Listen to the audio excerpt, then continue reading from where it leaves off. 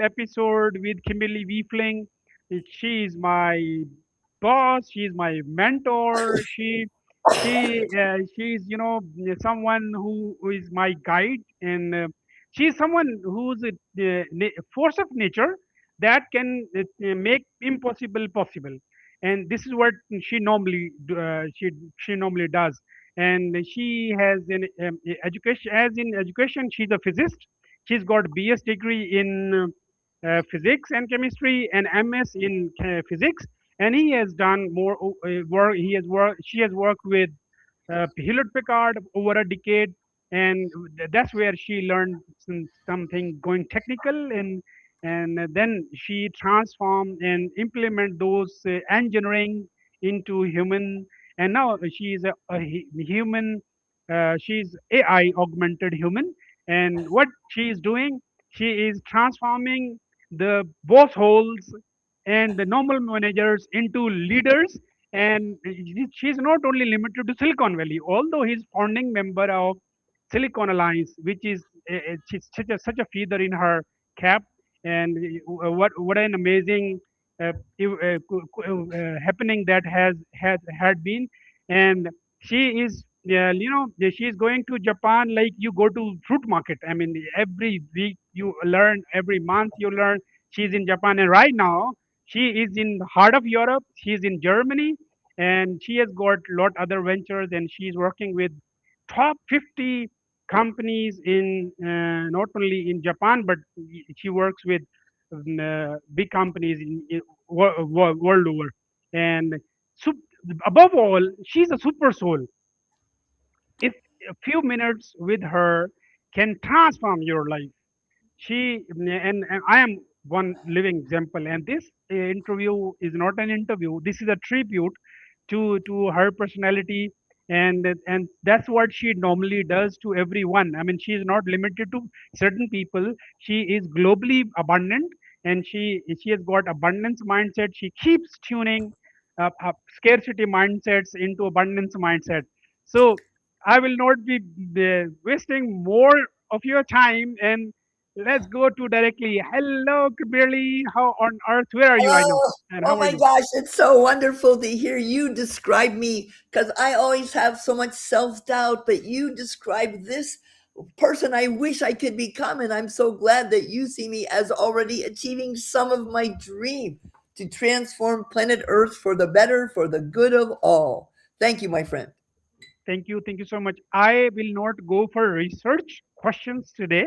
I'll be asking questions right from my heart. First and foremost, my first question is, I mean, what is the special thing in Silicon Valley where you live on Bay Area?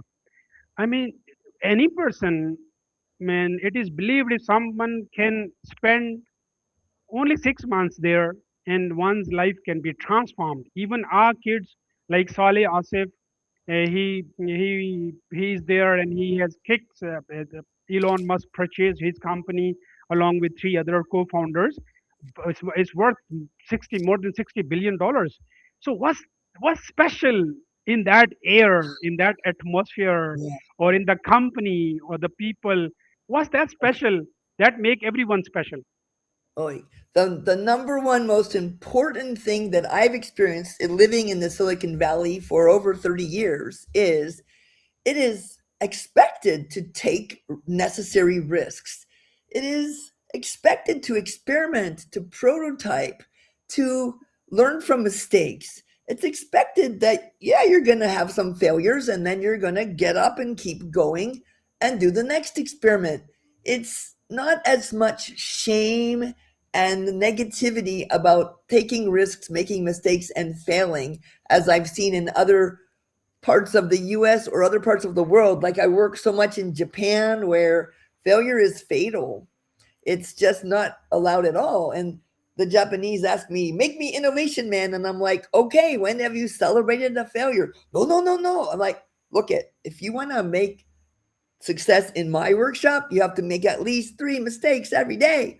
And I'm counting them. So 2 hours later, the Japanese guy is saying, Kimberly-san, I made a mistake. Please write it down. You have to make mistakes, failure, experiments, prototypes, and risks a goal, a target, because that is how you learn. It takes 3,000 raw ideas to make one successful product or service company. You can't find that to get the perfect one and then launch it. You need feedback. You need to test it. You need to prototype and iterate. And the other thing that's so special about Silicon Valley is the diversity of people, because diverse teams are more creative, more innovative. And what I mean is different kinds of people, different ways of thinking from different parts of the world. In the Silicon Valley, over half of the people who live there don't speak English at home. It's very global. And over 60% have a college education. Not that you can't be smart if you don't have a college education, it just means you've kind of broadened your understanding of what's out there in the world. And it's just incredible to be surrounded by companies like Google and Facebook, Meta, and Apple, and Adobe. And I'm like, you're surrounded by these examples of where this microcosm of innovation has been the birthplace of so many incredible companies over the years. Wow, wow. Whatever you have described, that takes a book in my mind is Transformational Organizations, written by Slim Ismail and his buddies. So this is exponential organization. It is not the old linear model organization where you need to you need to experiment new things. So as Mm. you said, I mean, you need 3,000 ideas or experiments to form the new one. And okay, you know, entails a lot of cost, a lot of time, and Yes, and and how the heck, I mean, as the organization would want to go their way, and especially when the old mindset is already there, they are like establishments, and right, the bosses. How do right. you change their mind? Yeah, it's very challenging to innovate inside a typical corporation. We're talking about 10x moonshot type of projects, most of which will fail. Now, you try to tell the president of some big global organization that's been successful for the last 50 or 100 years, oh, yeah, we have a 90% chance of failure. And they're going to be like, no, no, no, no, no. So, some companies realize it is easier to acquire innovation than to do it inside. Because if you do it inside and you try to measure progress by the same way you measure day to day success or incremental small improvements, you will kill every innovation project before it has a chance, or you won't even start it. But all these other little companies are starting all over the place, and 80 or 90% of them are failing. And the big companies are buying the one that didn't fail. So this is called Horizon 1, Horizon 2, Horizon 3 thinking by the Chasm Institute, the Chasm model. Long ago, Jeffrey Moore said, okay, Horizon 1, keep doing what you're doing. It's working. But guess what? You better start improving things. Otherwise, you're going to go out of business as slowly as possible. Horizon 2 is make it better, make it faster, make it cheaper, but it's incremental. It's not a breakthrough, right? You can't make a car by slowly improving a horse, like making a faster horse, right? So the Horizon 3 is wait, what's huge breakthrough that our competitors are probably working on? Like if you were in the horse industry and you try to make the horse better, faster, cheaper, but you don't work on designing a car, you're going to be out of business. Same thing happened with the phone industry over the years. Same thing is happening with AI now at this very time. So you have to be thinking, what do we need to do that would put ourselves out of business and work on that because your competitor surely is. So that's the Horizon 3 moonshot 10x breakthrough thinking. And every organization that is looking for weekly, monthly, quarterly, annual metrics will kill that innovation because it does not have evident ROI, return on investment, quickly enough. Because this kind of breakthrough usually takes years, 3 to 5 years to see real meaningful results. So, lots of companies, like I said, they just let the other innovation happen outside and they buy the companies that don't fail.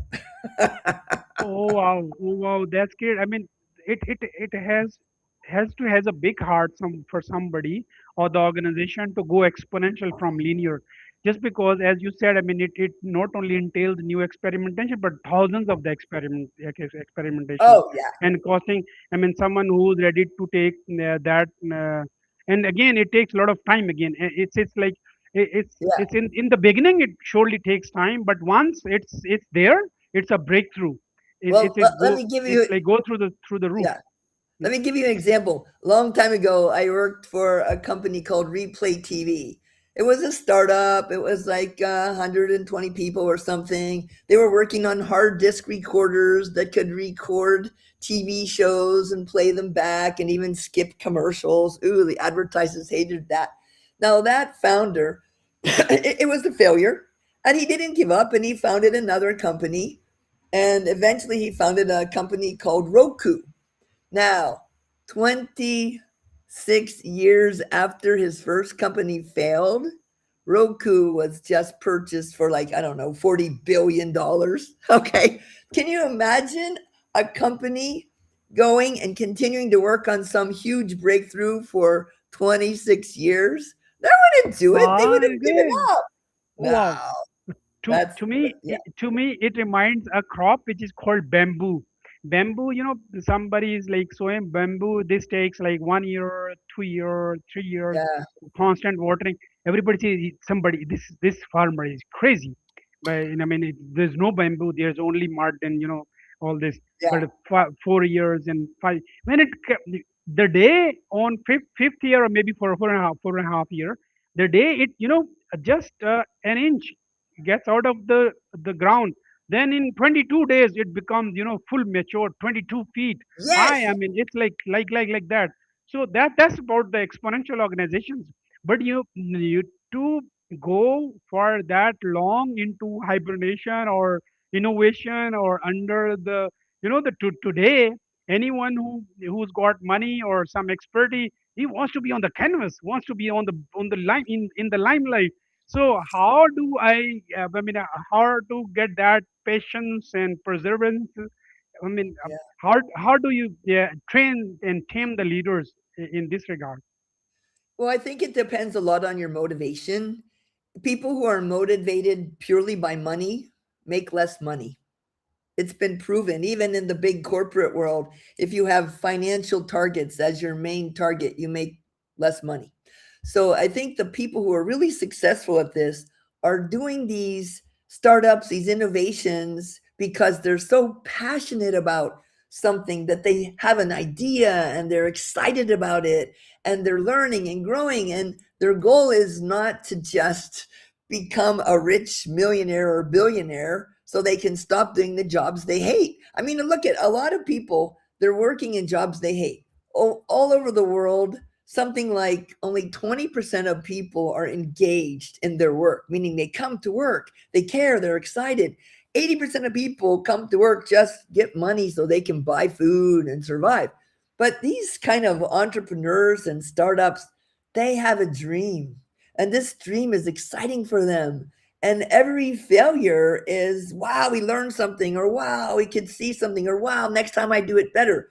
And even in Japan, they have this famous saying, see if I can say it properly, Nana korobi ya oki. Nana korobi ya oki. 7 times fall down, 8 times stand up. So it's so important to get the joy from the challenge, from the experiment, from the experience, from the journey. If all you want is the money at the end, you're not going to make it.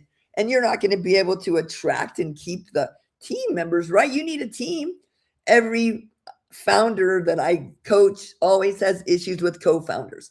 I've been coaching startups for the past, I don't know, about 30 years. I have one founder that I helped coach who his business has been going for over 20 years and he makes over, oh gosh, millions of dollars a year in revenue. But it was his third startup in 1 year and it never went public. It hasn't been acquired yet. I invested a little bit of my money and a lot of my time in it. I haven't gotten any payback yet. And I still love it. It's so exciting, right? I don't do it so I can become rich. I do it because it's gratifying emotionally and intellectually. So that's the inspiration that will be an advantage instead of, Oh, I want to make a lot of money. I gonna that formed that provide a foundation for my next question. That is Ikigai. I mean, since I mean you are Japanese lover, and that I would love to learn. I mean, what I love, what I'm good at, what the world is ready to pay for, and what world really needs. I mean, so That's right. how to find that sweet spot of all these four circles, and how do you do that Yeah. in your workshops? Yeah, Ikigai is really about finding that overlap of what you love, what you're good at, what the world really needs and is willing to pay for. And that is totally found through experimentation. Yes, you can do some research. You can ask AI, hey, here's who I am, and here's my skills and gifts, and here's the situation I'm in. Please suggest somewhere places I could contribute in a way that might be an entrepreneurial breakthrough or success. And I think you need to be willing to ask yourself those questions. So it starts with self leadership. Who am I? What do I love to do? What am I great at? What are my gifts? Imagine you're a stone and you have a dream of being a great swimmer. That's not going to happen, right? So look at who you are and what gifts you have. Don't focus on the negative. Focus on what's working, what could work better, what you could change to be even more successful. And that's where you start. And then you go out and you search and you learn about the market, you learn about the world. What are the pains out there for which I could create a painkiller? And then you have to get feedback from real stakeholders. And this takes a long time and requires you to listen. If you're just this person who says, oh, I'm really smart and I have this idea, great. You have an idea, nobody wants it, nobody cares, and it doesn't solve any problems. Great. It's a great idea, just useless. Sometimes the idea needs to wait for the world to be ready for it. You can invent something, but you have to wait. 5 or 10 years later, the world has changed and saying, yeah. So it's a timing thing too. It can be very frustrating. So you have to find some way to enjoy in the moment and get satisfaction in the moment while you're learning and growing and exploring and experimenting and getting feedback from the stakeholder in the universe. Oh wow! I mean, that this perspective I never thought of. I mean, it's not about only Ikigai, but Ikigai needs its foundation first. I mean, who am I? I mean, what, like, I need to just take my own personality test. I mean, am I an entrepreneur? Am I like some influencer? Or am I a leader? Or like I'm a worker? So I need to find my type first. And I mean, if I'm if I'm a stone, I can't swim for sure. So I be somebody in good in at archaeology archives or like in some museum, or I need my place somewhere there, not in the Yeah. swimming pool. Okay, Well, so well, well, let me just mention I also do a workshop called AI Augmented Leader, AI as a coach in your pocket, based on 5 levels of leadership: self leadership, one on one leadership, team leadership, organizational leadership, and global cross border kind of leadership. But if you don't start with self leadership, leading yourself and knowing yourself, you can't lead others effectively. So you can ask your AI agent, hey, for my situation and who I am and my strengths and my gifts, my interests, what does it mean to be an excellent self leader, and what are the biggest challenges that self leadership would face for someone like me? And then how can I grow as a self leader? Most people don't start there. They want other people to change. It's like, no, change yourself, right? And also know yourself. Like if you're a squirrel, don't try to get a job swimming. my Ah, goodness, there's a lot. I mean, I always locked myself to Ikigai, but I mean, I need to work a lot on before that also. That is like, who am yeah. I? Then I need to talk to my AI and Someday ask I him all like to these give questions. some self leadership session to some of your friends. Ah, okay, cool. So I need I need your proper mentorship then. Okay, my next question my next question is how Japanese are different than, I mean, like you are a very very sociable, and very friendly, and very professional, very profound, outgoing, and are extrovert also. But Japanese are all otherwise. I mean, how has your experience been with the Japanese society? Well, I have still a lot of confusion about Japanese society because for me it's very difficult to truly understand. What I have noticed is that Japanese people care more about the greater good than their own personal self interest. Their society seems to me to be founded on caring about each other and helping each other to get through this crazy life. Also, in the business world, what I've found is there's not so much differential in how people get paid at the very top levels and the bottom levels. There's a lot of hierarchy, but there doesn't seem to be such arrogance and ego. I think what I notice about Japanese is the executives generally are more have more humility and are more willing to do the right thing for the good of the organization. Maybe not struggling so much with power poisoning, right? When you get power, you become a bosshole. And I also think Japan has gone through many changes over the last 100 years, right? And they always have changed when change is required for survival. So, and there's a kindness. Like when a stranger comes to Japan, an outsider, there's something called omotenashi. They're very kind and socially hospitable to this person. Now, if you live there or you are Japanese, they're pretty hard on each other because it's like you have to do this, be right, don't make mistakes, don't fail, blah blah blah. But that even that is changing.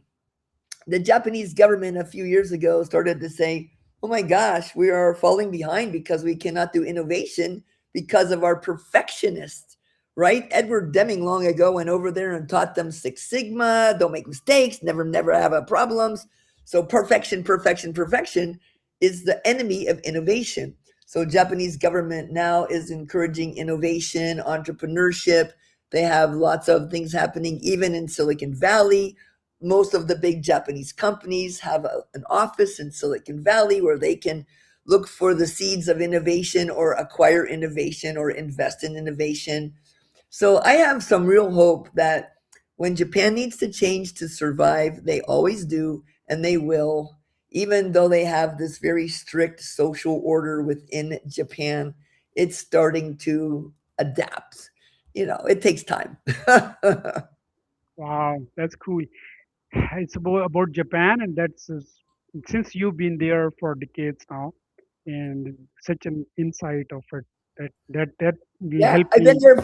I've been there over 100 times working with over 50 global Japanese companies all over the world, working in the US and working in Europe, Asia, Australia, and Japan, of course, for these huge Japanese companies, some of which do business in over 100 countries, some of which do business in over 40 or 50 countries. This is undoubtedly a much better way to positively transform planet Earth than me helping the United Nations.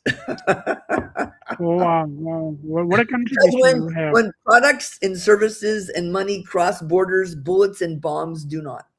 It's very, very unprofitable to be killing each other when you're doing business together. That's why this abundance, the global abundance organization, is for. This is for peace, prosperity, collaboration, cooperation, living together. And just because we've got one blue dot, and let's not screw it. I mean, this Ah, is my this that's my that's my slogan. Let's unleash abundance of peace. Let's unleash abundance of health, wealth, and happiness, and let's right. live together in respect, peace, prosperity together, because we are resident of this planet Earth. So That's right. those all are, rest all is secondary. These borders and everything. So more human is more important. You are more important. I am important. So my slogan for the Global Abundance Organization is the Thank you. peace. Thank you for what you're contributing, my friend. I And appreciate you. thank you, and that you have this planted this seed, and now I'm trying to grow, and Yeah, you're always there for me. Thank you so much. Okay, I'll go. I like to go back to again Silicon secrets, Silicon Valley secrets.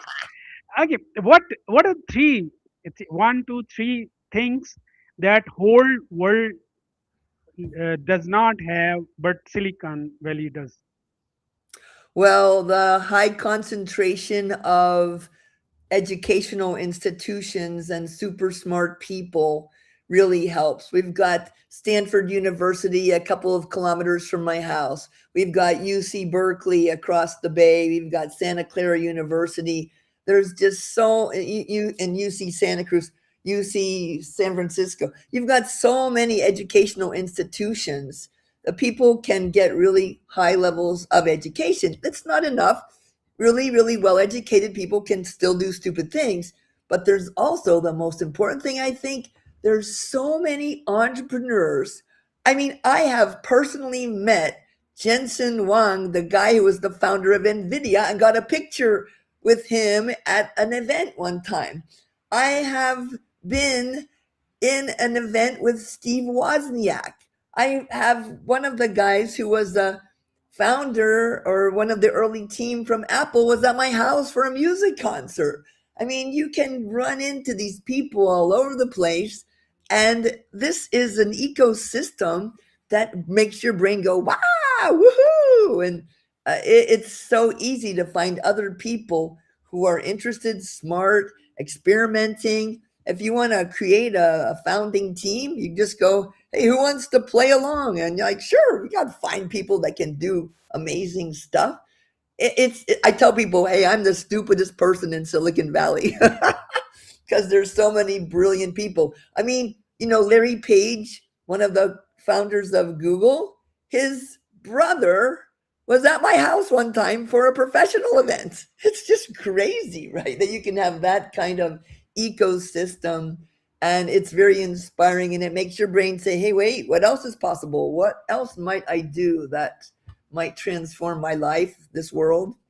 Or it's just for fun. Let's start a startup. Let's just try it. And it's really, really a rare quality. Like people there have got open mind and heart. Generally, in my part of the world, probably because I could not travel as you did, and even with I'm not in anyone's comparison, but it is really difficult to tell someone if you're earning through some secret. Then people don't generally tell. I mean, they keep their secrets and they keep earning for themselves. But in Silicon Valley is all otherwise. I mean, if there is an idea, it's like all over the place. I mean, if somebody's clicked idea, they don't hide it. They work Like like, open source. yeah, Open that's open source, source. right? Or My it's goodness. called coopetition. Hey, let's cooperate on stuff and then we can compete in the market. But why don't we cooperate and share ideas and share some things? There are still some people who are keeping secrets and things, but sharing is not considered necessarily destructive to your competitive advantage, right? Maybe you compete on creating the market. No, maybe you cooperate on creating the market and then you compete on serving the market, right? Like the guys who did the human genome, all these companies cooperated to sequence the human genome, and then they patented it, and then they made it public so no one else could patent it. And they said, let's cooperate on understanding the genetic underlying problems, and let's compete on curing the disease or treating the problem. So coopetition is a real thing. That's amazing. And Ray Kurzweil, or like Peter Diamandis, and the Yes, company, they're like Slim Ismail, Imad they are all open. I mean, a lot other. I mean, I'm sorry, I'm forgetting a lot of names, but the lot of they always they are on the Moonshot podcast. They are telling every week, every new things coming up. They are discussing. They are asking the globe to just jump in, and if you got some novel idea, let us know. And I think that fastens and that catalyzes the process and absolutely. Yeah, other I part of love the I world. love that approach of Ray Kurzweil, live long enough to live forever. I mean, and there's actually now human longevity place where you can go and have all kinds of amazing tests for health span, not lifespan. There's even a place in the East Bay near where I live where you can after you die, you can get frozen and you can come back someday, right? I mean, you can buy life insurance policy for either only your brain or your whole body, where they will take you within minutes after you're officially dead and put you in the freezer. I'm like, I don't know if I'm ready for that kind of breakthrough. Where you are living in Bay Area or the Silicon Valley, the Peter Diamandis and Tony Yes. Robbins, they were podcasting in the Moonshot podcast, and they were podcasting on the book We Are as Gods, written Mm. by Peter H. Diamandis, and he asked. I mean, Peter asked Tony, "Hey Tony, how long would you like to live?" Is a man, maybe 130 years or maybe 125 years. No, I mean, this is longevity. No, Yeah, you'll yeah. be able to decide, I mean, how long you want to live on the planet Earth. And sure, yes. The singularity, this singularity point has not reached at the point of time, but there are a lot of experimentation going on. Yeah. And Well, yes, actually, the population in the US, the population over 100 years old is the fastest growing by percentage.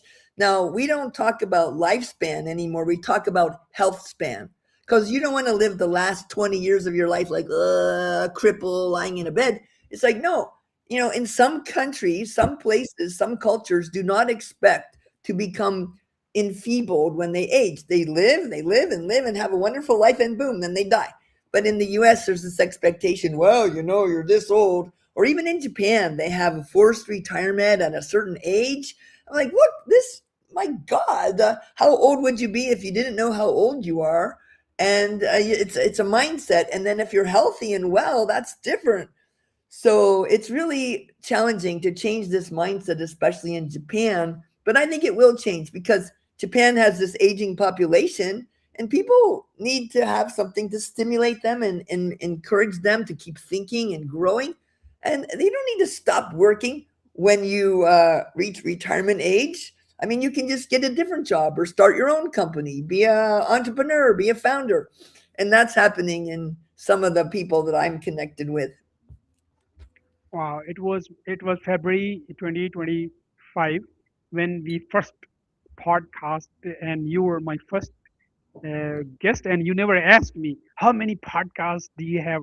If otherwise, I would have told zero. I mean, and that was the point in time, and I got tons of. It was like Tom. It was atom bomb of energy to me, and then it got me. The you threw me into podcasting world, and I really enjoyed it. And today it's like 170 podcasts I'm having. It's like Wow. no, 300. It's 370th podcast I'm having with you, and I am, Congratulations. thank you so much. And this was just because of you, and kudos to you. I mean, you helped me, you encouraged me, and you took me through all thick and thin. I was with you in lot of. Even last night we were in your and there's amazing community you have in Silicon Valley. Honestly, I Yes. salute you, and I honestly feel so honored that you given me place in that society. That's amazing. I keep Oh, you're my learning. brother. Come on, No, man. You're my brother. thank you. Yeah, Yeah, yeah, I'm brother from another mother. Yeah, sure. yeah, yeah. That's Yeah, yeah, thank you so much. Honestly, and this gets me tons of energies. And I've been through. Everybody goes through through things, but I mean, it's you've given me new mind. You've given me you have tuned me from scarcity to abundance, and it's now it becomes hard for me to get depressed or like to get demotivated, and so I don't find it's, I mean, such an asshole. Some people are thinking, man, I'm crying all the time. We can do something. There are billions of things to do. I right. mean, Well, there's two things that me and my Silicon Valley Alliance's team, when we work with individuals, teams, organizations, companies, there's two of the most common problems that we solve or we help them solve. We don't solve them, they have to change it. The first problem is called learned helplessness, which is like, it's not my fault. It's out of my control. I'm a helpless victim. You know what? There, of course, are many real challenges in our lives. Everybody, everywhere perceives all these negative things. But if you focus on that, you will just sit there in despair. What I ask people to do is ask yourself, how are you contributing to your current situation? And what might you do to positively impact your situation for yourself, your team, your colleagues, your clients, your community? So if you focus on your helpless victim status, you will be lost. So that's the most important thing, is to say, yes, I have real challenges and I am going to look at what's possible, what seems impossible, what might make impossible merely difficult and then inevitable. So, and the second thing is that they rush to solution. It's like, here, I have this goal. Let's start working. Like, no, spend a few minutes to stop, think, organize, and plan. What exactly is this ideal future I'm committed to creating? Who's there celebrating with me at the celebration party? What's the stakeholder universe? So big why, purpose, big who, stakeholder analysis, big what, goals and measures of success. Just take a little bit of time to get really clear about that, and then look at some options before choosing what action to take. Some people, most people, they just start going. Like, how can we do it? It's like, no, asking how doesn't make sense until you know why, who, what, and measures of success. It's like jumping on your bicycle and riding as fast as you can with no destination. Okay, could be fun, but who knows where you will end up.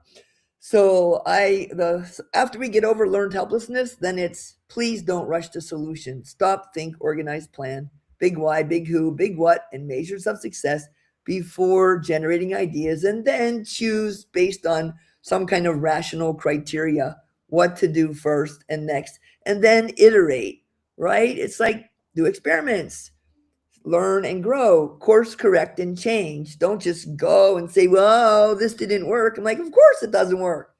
It takes a whole bunch of attempts in order to finally figure out what to do to get to where you want to go. And, you can give up if you want to. Someone else will do it.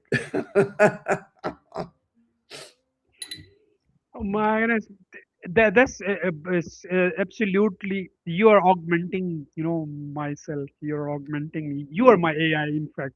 That's Mhm. amazing. So you're my second brain. Thinking, okay, I keep taking boot camps, cohorts, and lots of learning. Like I'm learning with you also. It's been like it's around 2 years now.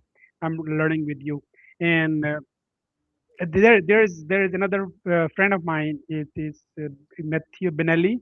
He's French, and he has had, he scanned my personality, and he asked me questions and put me into tests, and he found that I am a warrior and an entrepreneur.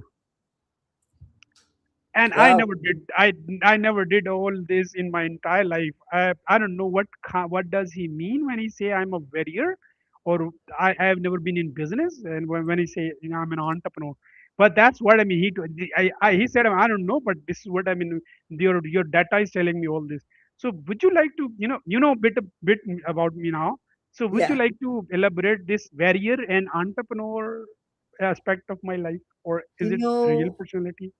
I think you naturally, or maybe you work really hard at it, you have an ability to set the direction for a future that people might want to create together that would be impossible to create alone. I mean, this global abundance, this is amazing. And it's very bold and it's 10x and it's moonshot, right? And then you have the ability to inspire people, to help motivate them that they want to go in that direction and align those people to do that. So I think your gift is really about being a leader who can set this amazing direction for this fabulous future, that can align people to go in that direction because they can see the personal benefit that they're going to get when they go in that direction, and then motivate and inspire them to keep going, keep growing. Don't give up hope. I mean, everybody once in a while gets discouraged. Last week, I was very discouraged for certain reasons. And one of the graduates from one of my programs had dinner with me, and he wrote me afterwards and said, Kimberly, you seem like you're a little bit discouraged and down. And then he sent me all this inspiring stuff, a big, beautiful AI generated picture inspiring me, a little other thing to inspire me, and to send me a note to inspire me. We all need to help each other. So what you can do also is you help other people. You don't be like, no, I'm going to be the king. No, you're like, we are going to go together to a new future that's fabulous. And we're going to create that together and enjoy it together. I love that about you.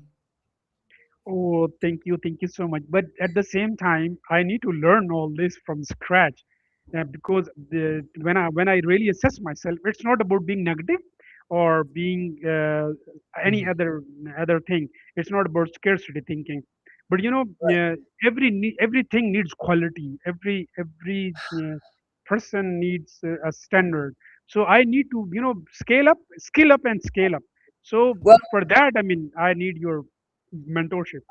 I learned something a couple months ago that I had not heard before, something called effectuation. Effectuation. Effectuation.org. And my colleagues in Tokyo taught me this. And this is where we can all start because it's not about like innovation in Silicon Valley mindset. It's very simple. It's like first, bird in the hand. What do I have right now that I could make something out? And the second one is like affordable loss. Yeah, which risk can I take where I won't die if I do it wrong? What is an acceptable risk? And third is lemons into lemonade. What do I have that seems like it's negative or a bad thing, but maybe I can squeeze it and make something good out of it? I call it diamonds hidden in the dog poop or treasures in the tragedy. And the fourth concept is crazy quilt. Like, who do I know? Who are the people in my life that I could get them together and have a little cup of tea together and say, guys, what's possible? What seems impossible, but together we could maybe do something amazing. So, and then the fifth one is pilot of the plane. And this is about the learned helplessness. Look, I can control my own plane if I'm the pilot. I can't control the other planes and I can't control gravity. I can't make the mountains move, but I can fly around them. So you have to sit there and say bird in the hand, acceptable loss, affordable loss, lemons into lemonade, crazy quilt, and pilot of the plane.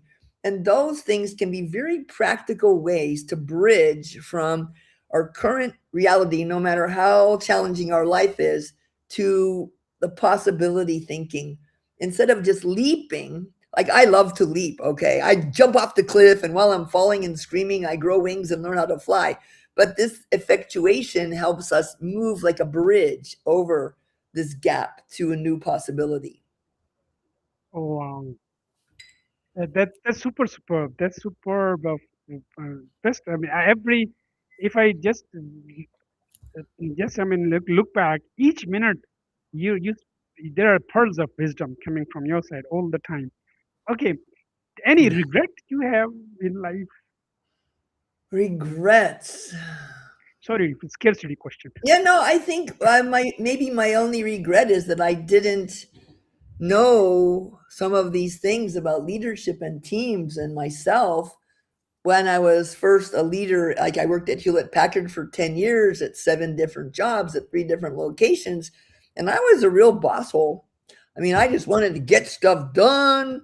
I didn't care about people. It's like, well, I get just get the job done, and I wasn't aware of the importance of caring about the people, caring about the team, and that I could get better results. I wish someone had come to me during my 10 years at Hewlett Packard and said, Kimberly, you really care about results. And I get that. Do you realize that you could get even more amazing results and outcomes if you weren't such a boss hole? Nobody told me. They were just like, because I was getting amazing results, but I was getting them in the way that nobody ever wanted to do business with me again, right? Like a hired killer. Oh, and you need somebody killed, hire assassin, but you don't want to be seen having dinner with them. And so finally, when I went to the first startup, I was the same way. And I got the great results. And the second startup, but the third startup, I said, okay, when I leave here, I'm going to leave with the relationships still healthy and intact. And I had to like bite my tongue and be patient, which is not my gift. And things got done a little bit slower than I would have wanted to, but people got to learn and grow, and we were able to get better results. And some of those people that we worked with, I'm still friends with. And I cannot say that about most of the people I worked with at Hewlett Packard and the first two startups when I was such a jerk. They all acknowledge, yeah, you were really effective, but Okay, what do you, since you're an exponential mind and your whole the pattern is like experiment based, and this is really exponential. And how about when you move other part of the world? I mean, like the which country they are not that developed. So how do they respond to your ideas? I'm not talking about Japan, Germany, US, or the wealthy nations or the educated nations. I'm talking about like the the the small struggling economies. So how well, do they respond to your ideology? yeah, most of the time I'm not working with struggling economies, but I have worked in Armenia. I have worked in Thailand and stuff, and they're good and they're getting there. I think it really depends on the company culture more than the country culture, and it depends on the individual's approach. But most of the people that I work with, I try to focus on the shared common ground of human beingness, right? Like in each country, maybe people seem very different, but underneath the surface, it's like the Hawaiian Islands. If you fly over the Hawaiian Islands, it looks like there's all these different islands. But under the surface, it's still separated. But if you go deep enough under the ocean, they're all connected. And so I find the common bond of human beingness. They care about their family, they care about their friends, they care about their community. They want to have challenging, wonderful, interesting stuff to do in their lives. They want to have, food and water and clean and their kids to be safe, and they want to somehow get these human needs met. And I think if we focus on what we share in common, then the differences can just add some spice to the whole mix. And that's what I have found being the most helpful, working with thousands of people in over 50 different countries. And some of the people I've worked with have come from Middle East or Africa, things like that. South America, I was working in South America a couple of years ago. A couple of years ago, I was working in Kerala region of Western India. There's always this common ground of human beingness that I think people can connect about. And that's what gives me hope for the future of planet Earth, is that, yeah, there's all these differences, and all at the base, we are all connected and we share so much. What do you think? Oh, since I mean I live in one such area, and as you were, so there is a mix. There you would find people very friendly now. Generally, the Gen Z, especially the people who's been to universities, educated a lot. There are those who keep abreast of the new developments. Like I mean, we all like if though I'm already 48. I mean I'm 49 rather. So half a century. So I'm not a young champ, but I keep an eye on what is happening on Silicon Valley. What's new software is coming up? What's new development in AI? So I keep learning.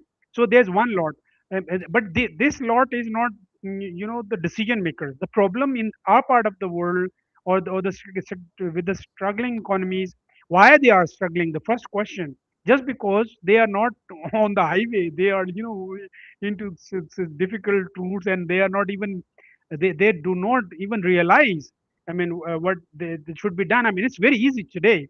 Copy pasting is not difficult. I mean, we should copy US culture, copy US organizations culture. You spent billions millions of dollars and lives on time spans, and a lot of losses also. What we can do, we can learn from all those. I mean, you've written books there. Everything is on AI. You can put everything in there. It get you the entire new government system and the banking system into the new uh, the city district governments, everything. But the whole problem is mindset. I mean, why I'm running this global abundance organization is just because of the same reason. The mindset is scarcity mindset. So this Mindset over skill boss set. You're right. holism is already there. So the Yeah. boss holism, you know, Yeah. so so that so that for that, I mean, we need abundance. Honestly, it's Yeah. abundance is not only in terms of finance. It is for sure it is, but it is not only. Yeah. It is about mindset. So that's why I keep Yeah. talking to people all the time.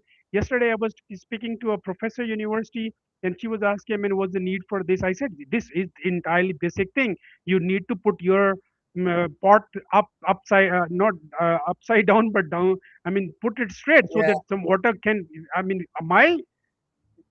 my glass is upside down. You can Yeah. pour whatever amount of water. I mean, they won't get one drop into it. I need to put it up. Right. So that's putting up is means abundance. So we need Well, to get rid of scarcity. So yes. that's the basic thing. Yes. There is What's your plenty. what's your There's take on this? there's plenty of everything in this world for all of us. Unfortunately, people want to be like, I want to have more than you. Yeah. Really? Why? Why can't we share? In the US, they're one of the richest countries in the world. About 20% of people don't have enough food. That's like food scarcity, and most of those are children. Why? And in the US, we throw away about over half of the food is just thrown away and wasted. No, why can't we share? Why can't we put stuff out on the street and say, hey, this food is not bad? So some restaurants are starting to not just throw away, they give you like end of the day, hey, come and get the cheap version or give it to the food bank, right? We can share the abundance of this world. And it just means we have to stop rating the value of our life by how much better we are than others. No, no, no. My side of the boat is not leaking. Ha ha ha. And I think there are some societies that are starting to look at this as shared power, shared control, shared abundance, shared resources, plenty of everything we want and need, plenty to spare and plenty to share. That's the kind of world I am looking forward to living in. Oh wow, and that's what my moonshot is all about. That's my that's my aspiration. I keep Mhm. manifesting this abundance for the 8 billion people entirely. I mean, there is. Yeah, I mean, I'm talking to everyone. There is no discrimination at all. Just because it is only possible. It has to be global. It is not local. I mean, so right. since I've taken lots of your time, but I Yeah. don't want to let you go just because I'm enjoying each minute of it. Well, we got So to wrap finally, up soon. It's late there too. yeah, thank you so much. So lastly, I mean, your message to the planet. Yeah. My message to the planet is way from outer space. When people look at the Earth, like the astronauts, they see, oh my gosh, we are little blobs of protoplasm clinging to a giant rock, flying through space around a big ball of fire called the sun. For most of us, there's no escape. Why don't we figure out a way to have a happy, joyful, wonderful life with plenty of everything we want and need, plenty to spare and plenty to share? And in celebrating together instead of fighting over the little crumbs. Make the pie bigger. Don't argue over the crumbs. Thank you so much. Oh my goodness, that is real abundance defined in the last two closing remarks. Thank you so much, Kimberly, for being an My abundant pleasure. person and creating abundance. And you're creating a better world for us, that better than we Yeah. found it. Thanks for Thank inspiring you. me, my friend. Love and Thank hugs. Come see me in person someday. Dinner at my house. Yay. surely someday. Whenever there is some conference, you can call. I can come. I can present my case entirely. Absolutely. We Thank get you. a Thank you blow so up much. mattress in my office. You can sleep there for free. Yeah, yeah. Sure. Thank you. Thank you so much. That's more than this means the world to me. Thank you.